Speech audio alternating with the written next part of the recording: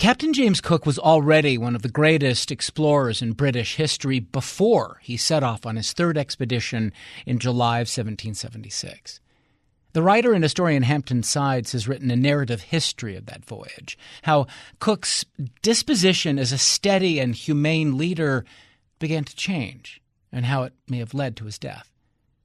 Cook was in command of 2 ships with more than 180 people, bound for the Pacific coast of North America in search of a northwest passage to the Atlantic. Along the way, they became the first Europeans to encounter the Hawaiian Islands. They arrived off the coast of Kauai in January of 1778. It was a true first contact experience.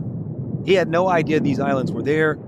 And conversely, the people of Kauai had no idea what these ships were about. The oral history that's passed down tells us that some of the Kauaians thought they were manta rays that had come up from the ocean depths.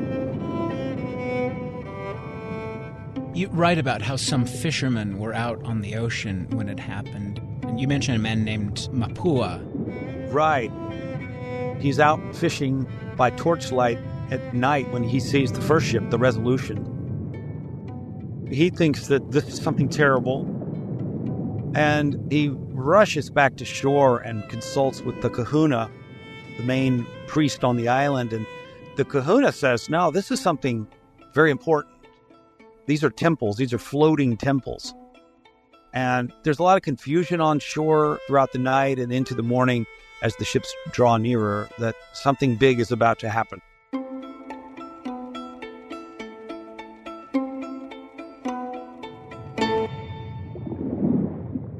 They send some canoes out to investigate, and just the way they see these tricorn hats, they see these uniforms, they see pockets. They see pockets, and they said, look, they reach into their bodies and they pluck out pieces of treasure. Their bodies are full of treasure. Tricorn hats, they just thought, well, they must have deformed heads with 3 points.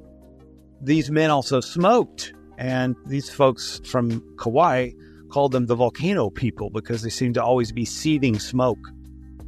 It is a true first contact experience. Everything good and bad that comes with that. They realized that their world was forever going to change, but they didn't really realize the extent of it.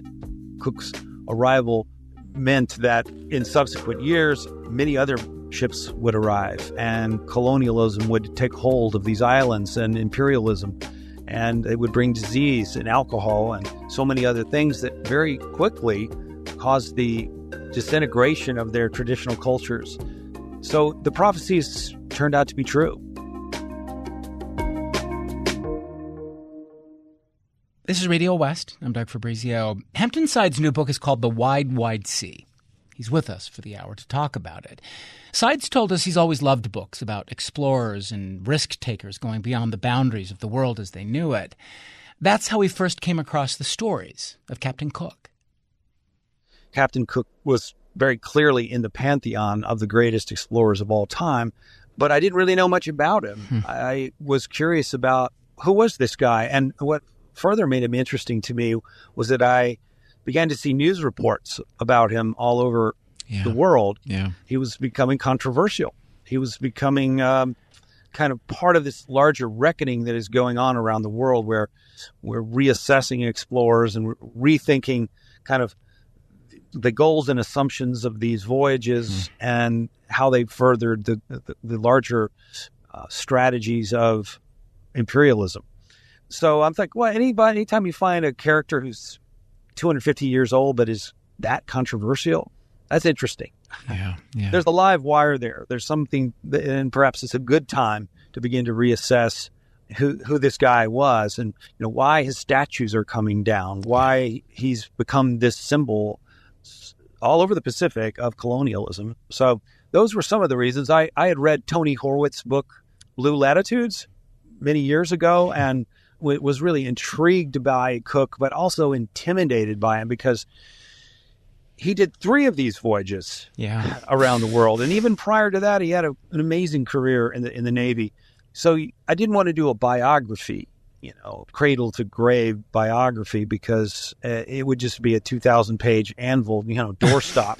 Right. So I had to say, well, if I'm going to write about Cook, I got to find a different framing device. And it fairly quickly became obvious that as an American writer with an American publisher, I needed to focus on the most American of his journeys, which was his third, where he explores Alaska and the Pacific Northwest, but also along the way stumbles upon Hawaii. Right. So this is a story that's about a British captain, but it involves so much of the action takes place in the present day United States, and it happens during the American Revolution because the ships leave England in July of 1776, right, just as the revolution's getting started. So it's a very American tale, and that provided the framing device for me.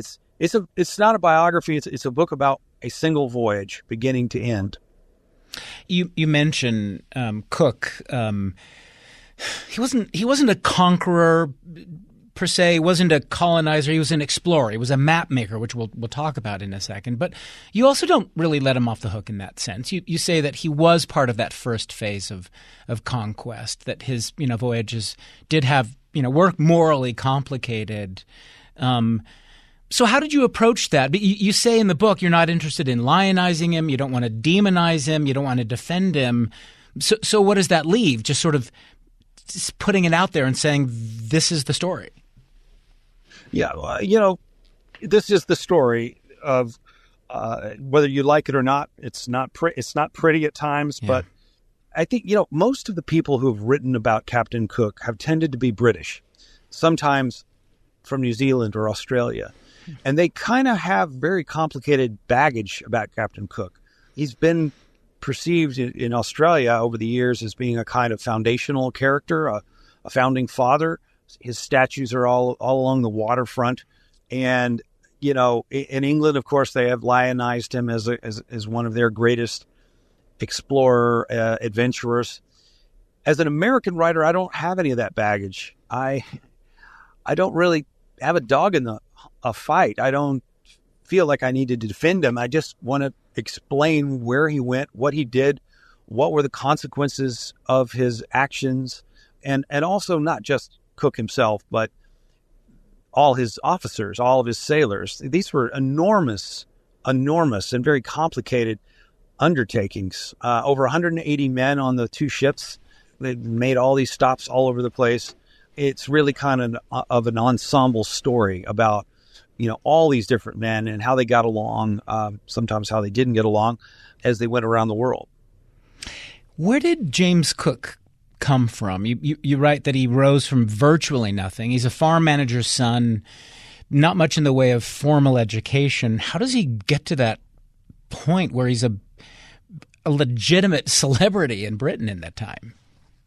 Yeah. Well, that's certainly one of the things that I do admire about Cook is that he rose up through the merchant marine from very modest circumstances and did so by virtue of his own ferocious competence and hard work and his brilliance with mathematics, trigonometry, astronomy, and map making.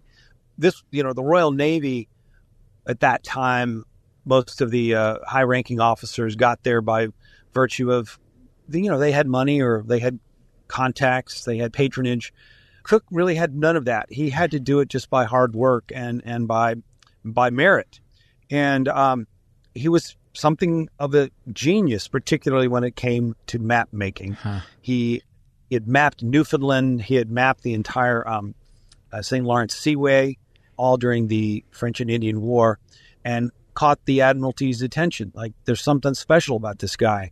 The quality of his maps, the accuracy of using what we would now consider very crude tools, often having to make these maps at sea, not even being able to come ashore. Extraordinary. So he worked his way up to becoming a captain of a voyage, his first voyage around the world with the Endeavour, HMS Endeavour. And on that ship was a very famous scientist and botanist named Joseph Banks. And this voyage was a huge success. They went around the world. They made first contact with many islands and including the entire east coast of Australia. And after that first voyage, Cook was very much on the map. The Admiralty thought he could do no wrong. Most interestingly, his ships went around the world without a single man developing scurvy, right, which was unheard of at that time.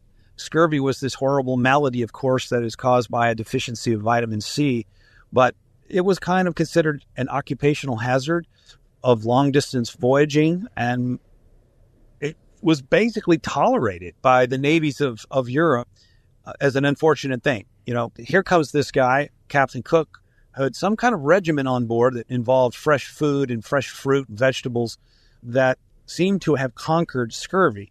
Of course, he didn't understand that. He knew nothing about vitamin C or anything like that. But, this was one of the things that caught the Admiralty's attention. So he had reddish-brown hair. He was pretty tall, I think 6'3" or something like that. A hawk's nose, a strong chin, deep-set eyes. The other thing that you mentioned, he was taciturn, grave and steady. He didn't drink a lot, didn't curse, didn't stray from his wife, had these kind of Quaker values. But when you read his journals, which you did, and when you looked at his logbooks, what did you learn about him as a person? Because it sounds like not much in some ways. He didn't reveal a lot about his emotional life. He didn't. Now, I think that's typical of captains of those days. They were not emotional people. They didn't reveal a whole lot about their interior lives. And that was also said widely to be an attribute of people from Yorkshire. It still is. They don't talk much. They're very direct. They're very matter of fact and to the point. But it was truly who he was. He was unemotive, if you want to say. And he went to some of the most beautiful, pristine islands in the world and made first contact with many of them, but you would never know it. He doesn't talk about how beautiful they are or how majestic they are. He's interested in all kinds of things like the depth of the water and the quality of the mud at the bottom of the bay, and the barometric pressure and all kinds of, scientific or semi-scientific, minutia that you really expect a captain to be interested in. He's kind of a cyborg. He was kind of a technician, but he was a very, very good one. And, it's kind of remarkable. One of the many things is that on all three of his voyages, his ships came home. Yeah. How many of these voyages ended up with the ships not coming home, everyone dying of scurvy and shipwreck and horrible tales like that? Cook was very methodical in everything he did, including his journals. You realize he's a mathematician. He is something of a scientist. He is a map maker, and the kind of meticulous qualities you have to be such a good map maker extends to really the entirety of his personality. So, as you mentioned, he had these three grand voyages, circumnavigated the globe these three times. The book, of course, is about the third voyage. You mentioned the first one. Say a little bit more about the second voyage. The goal of that one was to find this kind of mysterious place. Scientists of the time believed it existed. No one had ever found it. Say something about that one. That was interesting. Yeah, so a lot of scientists at the time, and not just quacks, but serious scientists, believed that there had to be this giant supercontinent at the bottom of the world somewhere to counteract the preponderance of land masses that existed in the northern hemisphere. Otherwise, the planet, they said, would spin off into outer space. Like, it'd be top heavy. It would wobble. And so it had to be there. There was a kind of a fascination with symmetry back then. Like, everything has to be symmetrical. There's got to be the exact land in the south as you would find in the north. Of course, this is crazy. It's just complete cockamamie thinking, but it had gotten on some early maps by Mercator and other map makers. And once you get something on a map, it becomes very difficult to dislodge that concept from the public imagination. And so they wanted Cook to go down there to the southern hemisphere, deep, way down there, and explore and find this supercontinent, which was called Terra Australis Incognita. It was supposed to be populated by millions of people, and it was going to be the last unexplored, unknown continent. And he went down there during the first and second voyage, but the second voyage was mainly to look for this thing, and he did not find it. He did become the first European explorer to cross the Antarctic Circle. He almost got to Antarctica, which, of course, is a continent, but nowhere near as big as this giant continent that they were looking for, supposedly bigger than Eurasia. So he comes back to England, and he becomes a hero of what they called negative discovery. Right. He did not find the thing that was widely presumed to be there. He was so thorough in his searches in the southern seas that the Admiralty believed him, and they dispensed with the whole crazy notion of the supercontinent. It's weird. It's great when you find something, but it's also equally important sometimes when you find nothing. Well, I was interested in what you wrote about Cook's own sense of ambition. As you say, he's restrained, he's modest, he's measured. But you write in the book that when Cook was on that second voyage, and he's not far from Antarctica, as you say, he's in that frozen part of the world, you write that he had proclaimed his larger aspiration at this moment, that he said he wanted to go, and this is how he put it, as far as he thought it was possible for a man to go. So that was so interesting because it does reveal a kind of ambition. He did have a grand sense of his own life. Even if he was incredibly modest, he did have a really grand sense of aspiration, I guess, for himself. Yeah, he was really modest in so many, aspects of daily life, but kind of smoldering but within was this incredible ambition. He wanted to be like Magellan or one of the other great explorers in the Pantheon. And he really did want to go as far to the south and as far to the north as anyone had gone. And of course, that line kind of got echoed in the line from Star Trek with Captain James Cook becomes Captain Kirk. Right. It is astonishing when he reveals that level of ambition, or perhaps you could call it hubris, and you realize that this modest Yorkshireman has a much larger agenda. Hampton Sides. His new book is The Wide, Wide Sea, Imperial Ambition, First Contact, and the Fateful Final Voyage of Captain James Cook. We'll take a break, come back in a moment. You're listening to Radio West.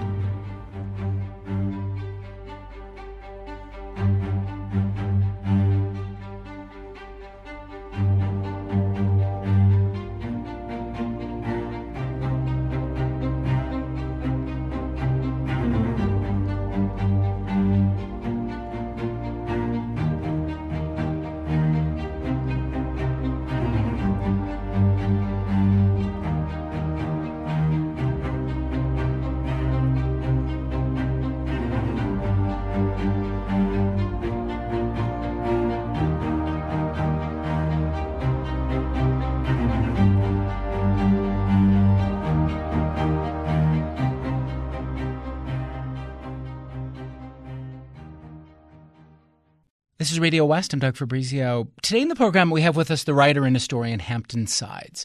We're talking about his new book, The Wide, Wide Sea. It's about Captain James Cook, the great British explorer.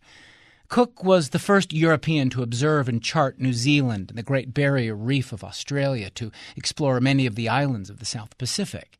Sides' new book is about Cook's third expedition, where he set out to find a Northwest Passage in North America and ended up being killed by Native Hawaiians. Now, Sides knows that Cook's legacy is contested, and he doesn't try to lionize him or demonize him, just tell the story of his final fatal voyage. Okay, let's talk about the time between that second voyage and the third one, because for a time it seems like that second one was going to be his last one. He's 46 years old, which is not super old, but he was tired, and he thought that might be it. The Admiralty gives him this nice, easy job. They make him, captain of this Greenwich hospital. But then you say the question of when his, as you put it, his terrestrial boredom is going to take hold. That's out there. Like, when does it? So talk a little bit about this period where it seems like he's just going to stay home, and then things change. He doesn't. So, he'd been around the world twice. He'd done enough. He had really established his legacy. Mm-hmm. Everything was going for him. He had been offered a cushy job, kind of a semi-retirement where he could be with his wife and children and live at Greenwich and write his books and kind of be a public intellectual. And he does go into retirement. And this is supposed to be the end for him, a kind of a nice rest on his laurels. But then he gets wind of yet another expedition that is being mounted to go around the world to the Pacific Northwest to look for the Northwest Passage, a very, very ambitious expedition. And he starts to get jealous. He starts to get restless. He's like, well, that sounds like something I should be doing. And he's invited to dinner by the very powerful First Lord of the Admiralty, Lord Sandwich. They have decided that they really want Captain Cook to lead this thing too, but they don't want to ask too much of him. So they invite him to dinner, and they, probably the wine is flowing and they're having good food there at the Admiralty. And Lord Sandwich clearly is trying to coax him into doing this. And finally, Cook can't stand it anymore. He's so excited to be a part of this expedition that he stands up and raises a toast and says, I'll do it. I'm your man. And I'll go back out one last time. We know now, because we know that this expedition did not go well for him in the end.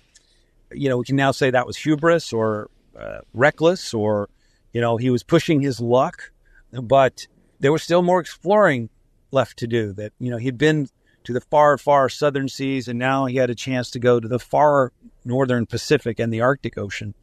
In a few short months, he's boarding his ship and getting ready to head back out. So these 3 voyages of his, happened in rapid succession. Mm. You write about how in July, Cook gets, by express mail from London, these, in air quotes here, secret instructions for the voyage, which sort of lays out the goals for the voyage. And one of the goals of the expedition, and it's an entire section of the book, we don't have to spend a lot of time with it, but one of the goals was to transport this Polynesian man named Mai back to Tahiti. Say a little bit about Mai, if you would. He's a really great character in the story. Yeah, I mean, he's in some ways my favorite character in the story, and he various times threatened to upstage Cook and all the other officers because of the extraordinary circumstances of his life. He was a young Polynesian man who had come to England on Cook's second voyage, had volunteered to come aboard. He becomes the first Polynesian to set foot on English soil. Mm. He meets very quickly all the intelligentsia. He meets King George. By this point, he's learning English. He also dresses up in fine clothes and learns to hunt at the estates of the aristocracy. He is vaccinated for smallpox. He's a big hit with the ladies. He's paraded around the salons. He meets the gentlemen scientists of the Royal Society. He has a wonderful time in England, and they really do roll out the red carpet for him, even though they do it, perhaps you could say, in a rather patronizing way. Yeah. They call him the paragon of the noble savage. But they're studying him, and they're wondering how is this guy going to do in civilized society. By and large, they thought he did tremendously well. But after 2 years of being in England, he's homesick. Yeah. He really wants to go back home to Tahiti. And King George says, we owe it to you. Of course, we need to get you home. So King George says that Captain Cook will take you home. Right. Not only bring you home, but bring you home with all these belongings that you've accumulated during your stay in England. He's got like a suit of armor.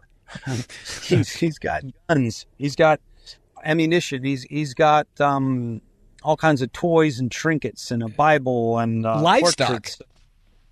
And a lot of livestock. Yeah. This is one of King George's sort of pet projects, is that he believes that and by extension all the Tahitians need to have a proper British farm. They need cows and bulls, and they need horses and sheep and cattle and goats and peacocks. Right. And so Captain Cook's ship, the Resolution, is stuffed with animals, which makes it a very difficult exploratory endeavor when you have all these animals on board giving up a horrible stench and making all these noises. He's trying to keep them alive as they go through angry seas. The idea is to bring all these animals with Mai and bring them to Tahiti and introduce them to the Tahitian people. So it's kind of a crazy little extra assignment that Captain Cook has to deal with. The other thing about the book that I want to mention is you really get a sense of what it's like on a ship, and how in some ships anyway, incredibly filthy and kind of disgusting it is. This is something that Cook couldn't really abide. He was a very cleanly. Cleanliness was very important to Cook.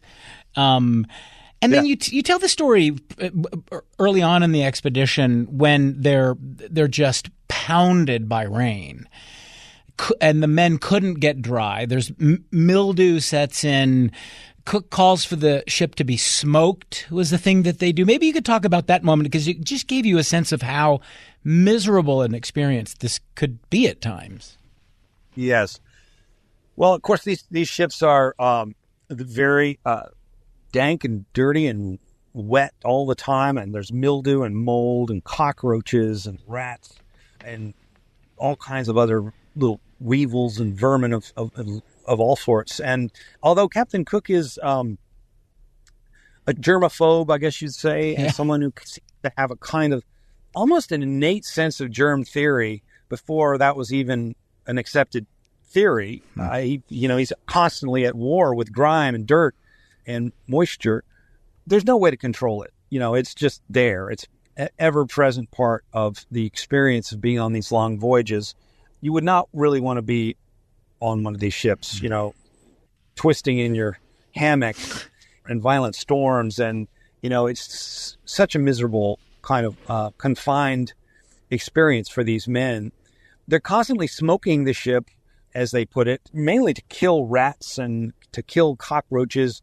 And they also kind of had this theory that it also killed the causes of other diseases. But their understanding of how to do all this was somewhat rudimentary. They didn't really understand the idea of germs. So it's an uphill battle the whole way, for sure. You write about this this ritual or ceremony called ducking. It's when the Resolution passes over the equator, and Cook gathers all the crew together for this ritual. It was a nice little detail. Maybe you could just sort of mention it, because I think the really great part of it is there's someone who doesn't really like it, and he's another great character, William Bligh. Yes. Yeah, when you cross the equator, there was an old tradition that you were supposed to be ducked or dunked into the sea, kind of a baptism, which is scary because although they have hold of you and you're not supposed to be able to tumble out into the open sea, most sailors did not know how to swim. It's unbelievable that the Royal Navy did not require people to know how to swim. So it was a rather dangerous ritual, kind of a hazing ritual. And anyone who has not already crossed the equator in perhaps a previous voyage had to go through this ritual or give up their grog. So most of the men said, no, I will not give up my grog, so let's do it. And William Bligh, who is a young officer who will later become quite infamous for the mutiny on the Bounty, he's a young officer studying under Cook, serving under Cook, and he takes a dim view of this whole ritual. It's like, it's silly, it's absurd, why are we doing this? It could be dangerous. William Bligh was a really capable seaman, but also someone who just basically took a dim view of any sort of fun or silliness. And, he said, this is absolutely absurd. I can't believe they're doing this. Well, it's right around this time that you mentioned, even though Cook, of course, he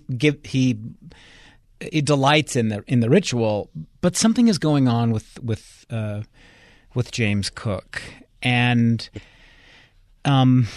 he's restless. He starts to become preoccupied. Something is changing. You say that he became erratic, and then he used to be quite restrained, but then he becomes quite tyrannical. Will you talk about what it is that's starting to shift, as far as we know anyway, with James Cook? Yeah, I mean, this is something that all of Cook's biographers and even some forensic medical kind of buffs have speculated. What was it? Because there was definitely a pronounced change in his personality. He was famous during his first two voyages for his leniency, for his tolerance, for his generally refusing to use the lash on his own men, and for just being generally humane toward the indigenous people that he encountered. On the third voyage, we see this despot. We see this guy that has a huge temper. You can never predict when it's going to flare up. He's brooding. He's alone in his cabin much of the time. Something is up with him. He's depressed, and then he's violently and explosively angry. So the leading theory is that he must have, and this was certainly not uncommon at the time for long distance voyagers, that he must have eaten something that led to a parasite in his gut that was preventing the absorption of critical vitamins, vitamin B especially, that can cause some very severe changes in mood and personality. That seems to be the kind of widely accepted theory, but I don't know. There's other things going on. I mean, clearly these voyages are hard on the human body, and they are also hard on your psyche. And he's now on his third voyage, and he's an older man. Something is wrong with him, and other theories are that he had a bipolar disorder, which we might diagnose today. He was also in excruciating pain. He has something called sciatica, which is a pinched nerve, a sciatic nerve, that was causing a lot of pain, and the pain was affecting him. So you add all this up, and you have a captain who's just been through a lot, who is now on his third voyage, and he's just a very different man. I'm going to skip forward a little bit on the story here and ask about when he realizes, or thinks anyway, on his first attempt, gosh, we can't find this Northwest Passage. One may not exist. And it's a really good section in the book I'll just recommend for people, because you write about how Cook had to think long and hard about the mechanics of ice formation. This is when his gifts as a navigator are really on display, the sort of his skills working his way through this, pack ice and shifting ice. But he's beginning to wonder about how ice works, those kinds of things. But they can't find this Northwest Passage, as you write. And so they have to leave, at least for the season. And he wants to stay in the Pacific through the winter. He wants to return to Alaska. He says, we'll come back to this Alaska area in the spring. But then they had to figure out where to spend the winter. And this gets us to the sort of critical part of the story, returning to the South Pacific. Talk a little bit about that sort of crucial decision, deciding to go back. Right. Well, it's a little bit like what he did when after two voyages around the world, he made the decision to go back out one more time. So he looked for the Northwest Passage. It was very clear that there was ice, an impenetrable wall of ice up there. He nearly got trapped in the ice and would have been crushed by it. Most commanders at that point would have said, you know what, it's not there. Or if it's there, it's just too risky. It's crazy. These ships weren't even reinforced for the ice. most commanders would have said, let's just go home. We've done enough for the Admiralty. We've fulfilled our mission. Captain Cook said, no, you know what? We're going to come back next summer and do it one more time, maybe from a slightly different angle, at a slightly different time of the season. Maybe we'll find our way through. So he's pushing his luck once again. But then he says, we got to go somewhere for the winter and thaw out. We can't spend it up here. Why don't we go back to that amazing archipelago that we stumbled upon earlier in the voyage, Kauai and Hawaii, the archipelago that he knew immediately when he came to Kauai that this was an extraordinary find that the Admiralty is going to want to know more about. Why don't we just go back there and spend the winter down there? They've got friendly people. They've got beautiful women. They've got lots of pigs and lots of food and good timber to repair the ship. Why don't we go back there? And of course, it's not exactly close. Is it like 3,000, 4,000, 5,000 miles, I guess, down to Hawaii? But that's where he decides to go. And of course, Hawaii is where kind of the last act of his career takes place. And it's probably the part of his life that is best known, certainly in Americans, which is the series of events that kind of funnel almost like a Greek tragedy down to his demise on the big island of Hawaii. Hampton Sides. His new book is The Wide, Wide Sea. We'll take another break. Come back in a moment. You're listening to Radio West.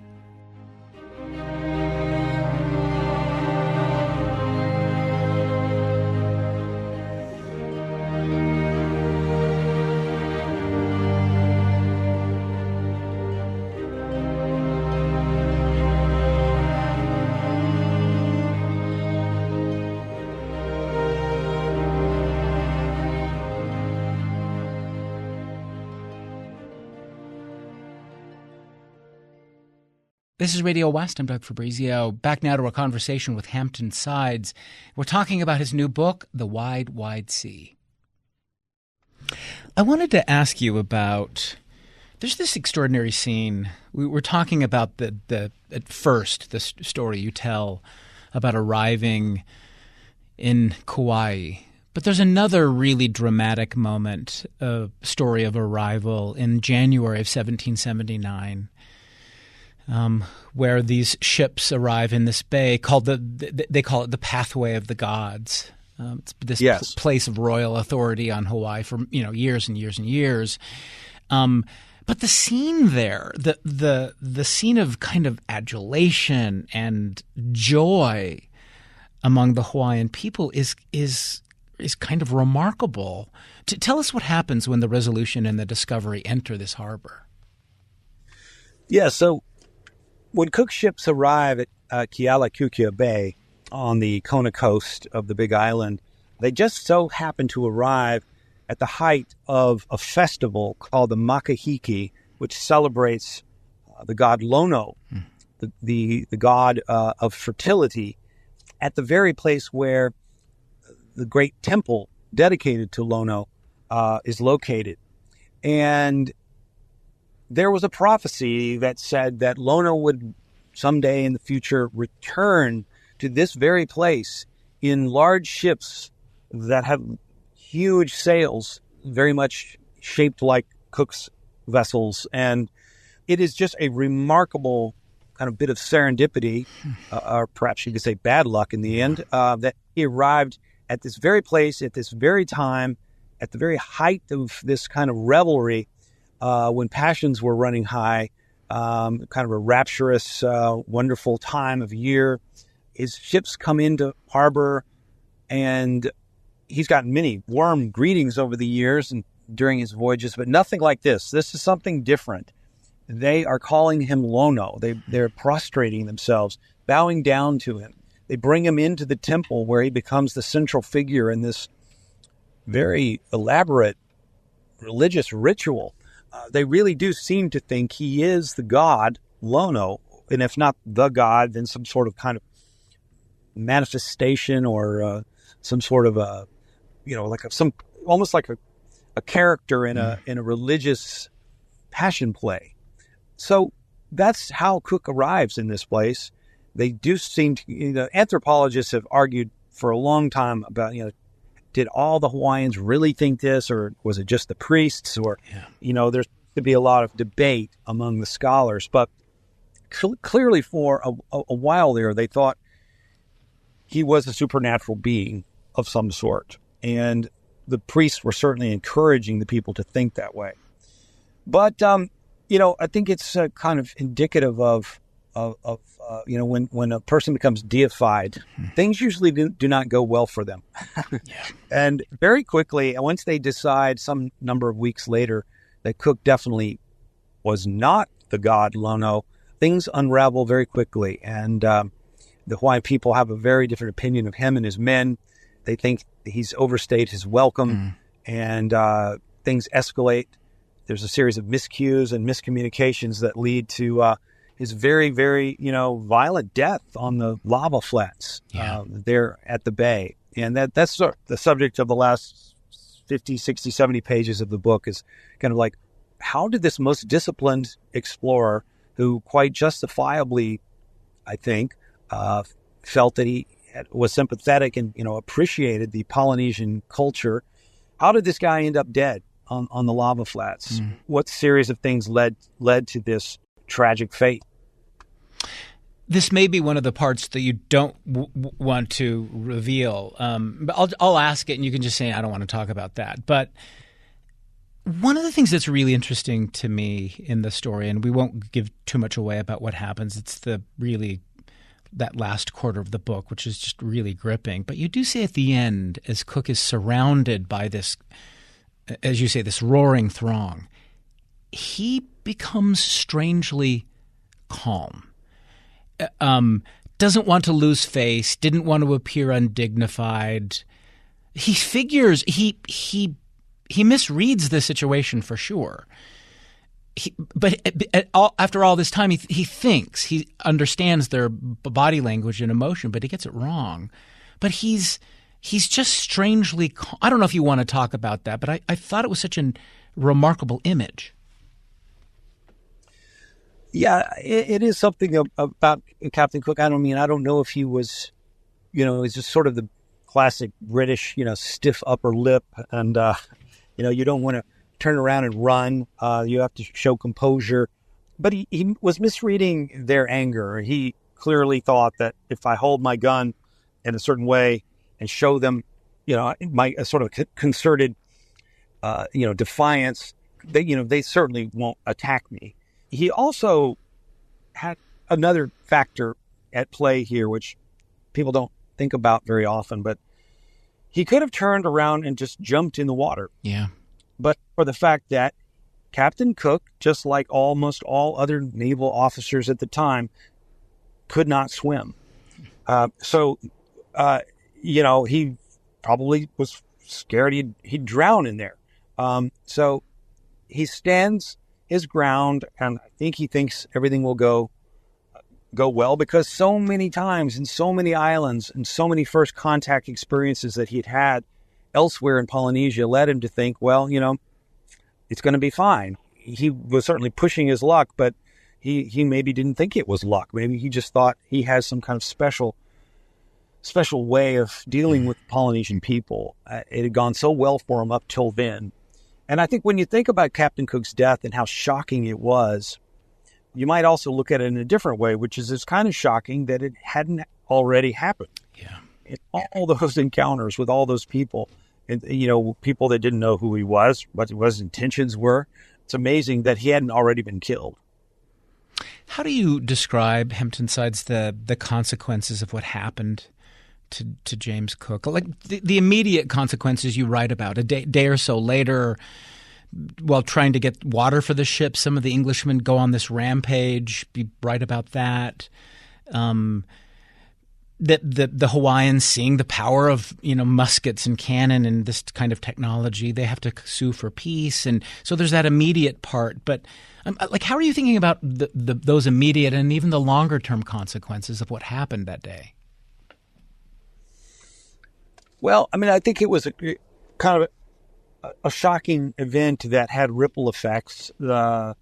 in so many different ways. Back in England, when they finally learned about it, there was an immediate call for, like, we need to send out another voyage, to exact retribution on these islanders for their, attacking their great captain.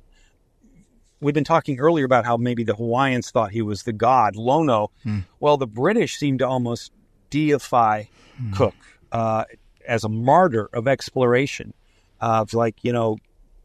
There's a famous engraving that shows him going off to heaven from Kealiakukia. Like he's the great British explorer who has now entered the pantheon of, all the great exploring gods. It's something that has entered the kind of the iconography of exploration. Very famously, Magellan, the great Portuguese explorer, was hacked to pieces on the beach in the Philippines.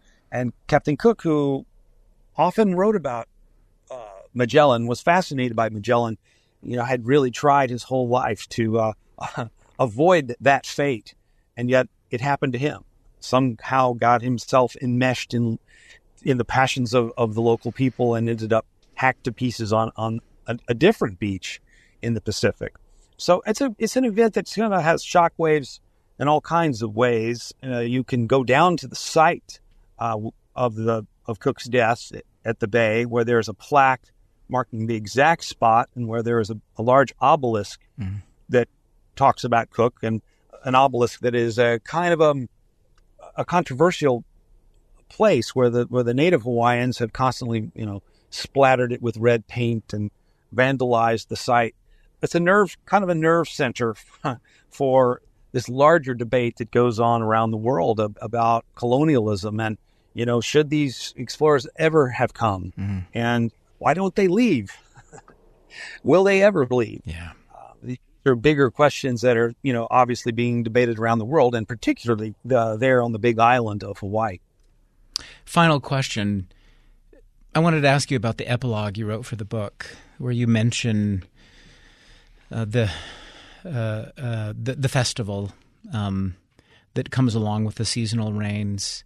Why did you want to end there? Why did you want that as a coda for the story? I start the book out with this kind of mythic language that really conjures up first contact and relies a lot on oral history. And I wanted to kind of end it in the same way, with the same tone and kind of the same register. And I guess I was also kind of getting at some of the similarities, at least superficial ones, between Captain Cook and Lono. Okay, so at some point or another, the Hawaiians did seem to think that Captain Cook may have been Lono. Okay, so Lono was this god who was beloved by his people, but he accidentally killed his wife in a fit of rage, and atoned for his sins by creating this festival to honor the coming of the rains and the harvest and renewal.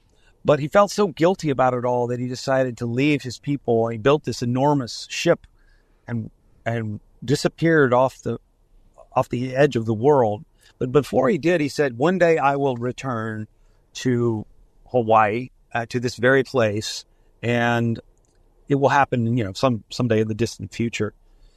And that's how this Makahiki festival that Cook arrives during, how it got its start. So I decided to end the book kind of tonally with some of the same mythic language, and to look at kind of some of the at least superficial ways in which Lono and Cook really were similar, and that their legacies, very complicated legacies, are intertwined. Hampton Sides, thank you very much. It's been a real pleasure being with you. Hampton Sides. His book is The Wide, Wide Sea, Imperial Ambition, First Contact, and the Fateful Final Voyage of Captain James Cook. Radio West is a production of KUER. You can subscribe to the show wherever you get your podcasts, and we're on YouTube at KUER 90.1. You can email us with suggestions or comments at radiowest@kuer.org. The program is produced by Benjamin Bombard and Tim Slover. Kerry Watson is our executive producer. I'm Doug Fabrizio.